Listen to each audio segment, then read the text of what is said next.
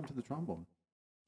The trombone came to me Okay. because my dad was I think this is also, that instruments actually choose you. You don't choose them. Somebody say, here I am. It's like kind of a pretty girl. You know, there's lots of girls out there, but there's a few that will say, John, I'm the one.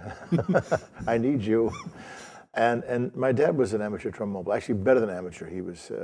He played dances and weekends and stuff, and had a beautiful sound, a beautiful musical sense.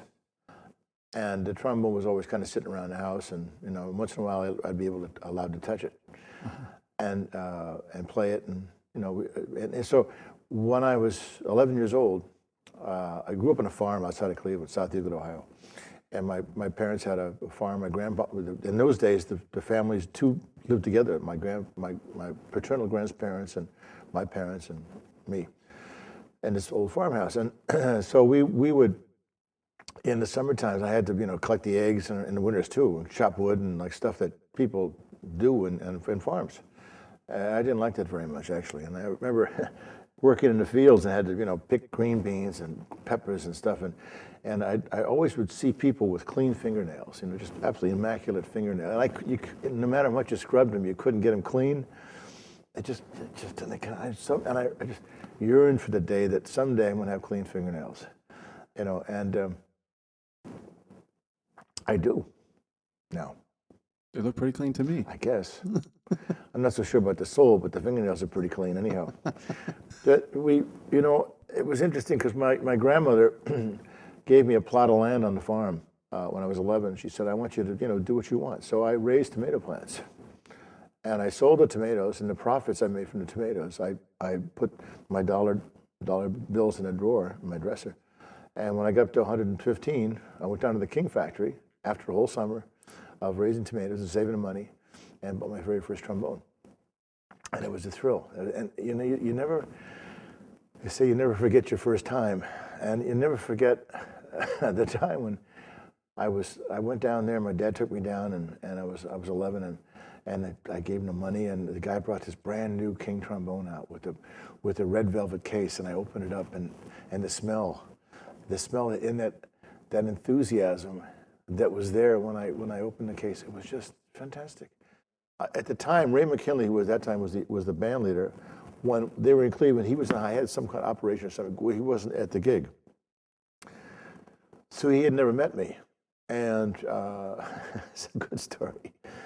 But he had heard about me, and the guy said, this kid's okay. And so finally I get to receive to the ballroom or whatever it was, like really early, like 4 hours before the gig starts, warming up and can't wait, and walking and pacing, and my heart just, I probably lost 30 pounds. I couldn't afford it, really skinny. So the bus pulls into town. This is the Glenn Miller Orchestra.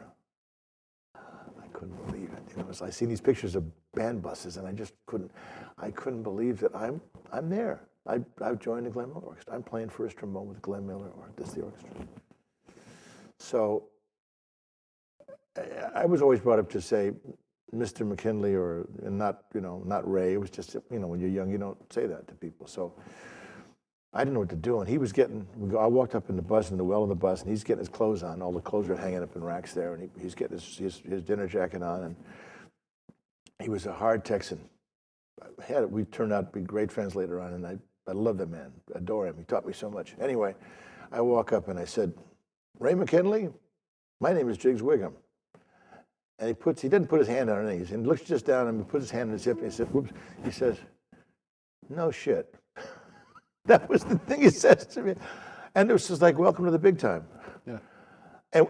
And he had played with Tommy Dorsey. And Tommy was kind of a hard nut too, and so he had learned that hard school. That was that Tommy Dorsey, Buddy Rich, prove it. If you prove you can play, then I might like you. I might even talk to you. But if you can't play, you're wasting my time. You're wasting space. So get out of here. So it turned out that he liked what I did and kept telling me to play time. And stop playing all them fancy notes and play some damn time. Okay, because he had played with Teagard, of course, and all those guys, and with fantastic time, and I tried to learn that style, and so yeah. if you take these trumpet players, let's take 5 trumpet players: Dizzy Gillespie, Maynard Ferguson, Clifford Brown, Chet Baker, and just those 4 is enough. I can't think of anybody else right now. And if you listen to all these people, these 4 people, they have incredible, all of them. But which one's the best? Well, that's really a stupid question. And there are some stupid questions, actually. That's one. I mean, these people have all, they're special people because they have personalities. You know, if you look at, actually you're seeing, if you listen to Chet Baker, you're seeing through his eyes, you're in his soul. If you want something that's poignant and beautiful and just touching, you want to hear some Chet Baker. You want some high, fast notes and screaming and excitement? Maynard Ferguson, thank you very much. And it goes on like that. So it's the same sort of thing with a band, of forming the character, the sound of a band. And you do that by not talking about it. We human beings, allow me this sidetrack for a second.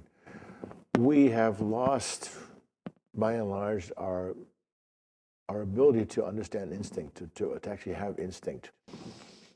Animals have it. That's how they survive. But we've put this dinosaur in our. We've covered it up with logic and with facts and with lies and all that stuff that we learn to do over the years. But the fact of the matter is that this instinct is something that we do have, and those of us who are attempt to be musicians have that probably more than a lot of other people do, because we're always on the edge. We're always trying to. There's something about it that's special.